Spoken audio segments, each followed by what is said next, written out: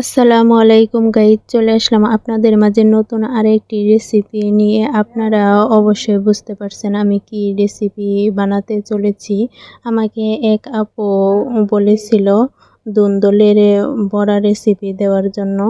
ভিডিওটা ভালোই কিছুদিন আগে করে রাখছি, কিন্তু আর দেওয়া হয়নি। আজকে রেসিপিটা দিয়ে দিলাম। সেজন্য আমি প্রথমে ধুন্দল ছুলিয়ে তারপরে চাক চাক করে কেটে এরকম সাইজ করে তারপরে ভালোভাবে পানি ঝরিয়ে তারপর পরিমাণ মতো সব মশলা আমি দিয়ে দিলাম।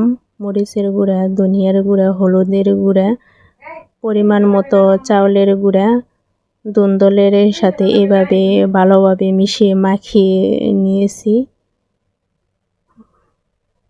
এরকমভাবে রাখবেন যেন একদম আবার বেশি নরম না হয়ে যায়, তাহলে বড়াটা কিন্তু মুসমুসে হবে না। এই যে এরকম সাইজে রাখবেন, বেশি শক্ত না আবার বেশি নরমও না। এখন আমি তাওয়াটা চুলায় বসিয়ে নিলাম, সামান্য পরিমাণ তেল দিয়ে দিলাম।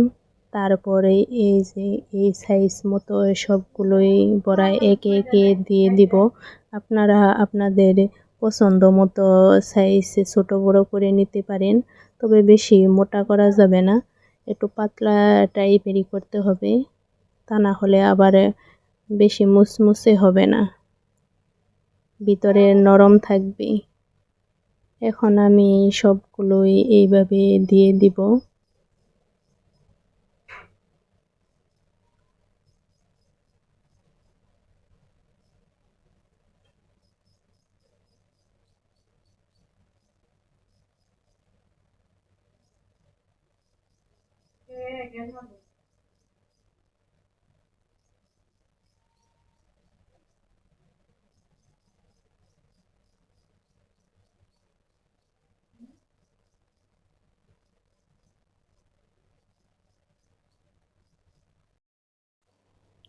তারপর বড়াগুলো এক পাশে হয়ে গেছে, আমি উল্টিয়ে দিতেছি।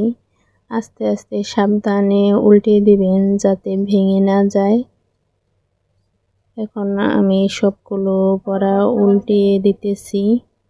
এরকমভাবে কালারটা আসবে, বেশি আছে ভাজা যাবে না, অল্প আঁচে ভাজবেন যেন পুড়ে না যায়।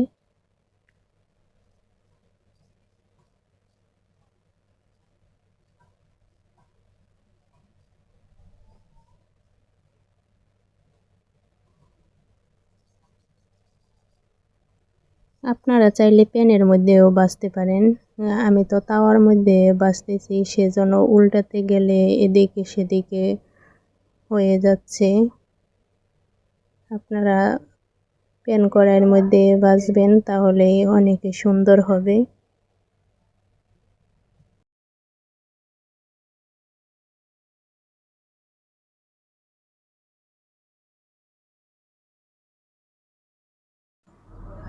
প্রথমবার যে কয়টা বড়া দিয়েছিলাম সেগুলো এই যে ভাজা হয়ে গেছে, এ পাশ ও ওপাশ সব পাশই ভাজা হয়ে গেছে, একদম মুসমুসে হয়ে গেছে। এখন আমি চুলা থেকে বড়াগুলো নামিয়ে নিব এক এক করে।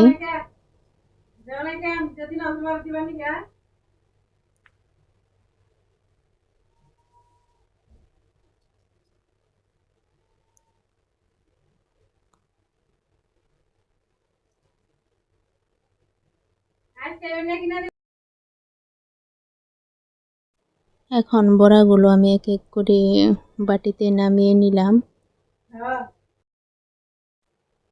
তারপর আমি আবার কড়াইয়ের মধ্যে হালকা একটু তেল দিয়ে বাকি বড়াগুলো এইভাবে সাইজ মতো দিয়ে দিতেছি, বেশি পাতলাও না আবার বেশি মোটাও না, পরিমাণ মতো সবগুলো বড়াই এইভাবে দিয়ে দিব।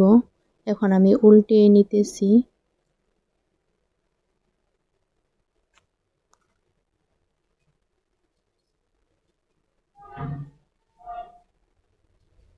ভালোভাবে উল্টিয়ে নিতেছি এপাশে ওপাশ, যেন ভিতরে কাঁচা না থাকে।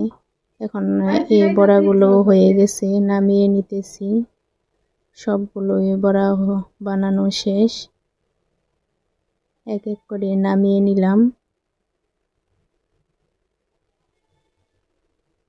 দেখেন মাশাআল্লাহ বড়াগুলো কত সুন্দর হয়েছে, দেখতেও লোভনীয় লাগছে, খেতেও অনেক মজা হয়েছিল। আপনারা এইভাবে বাসায় ট্রাই করতে পারেন।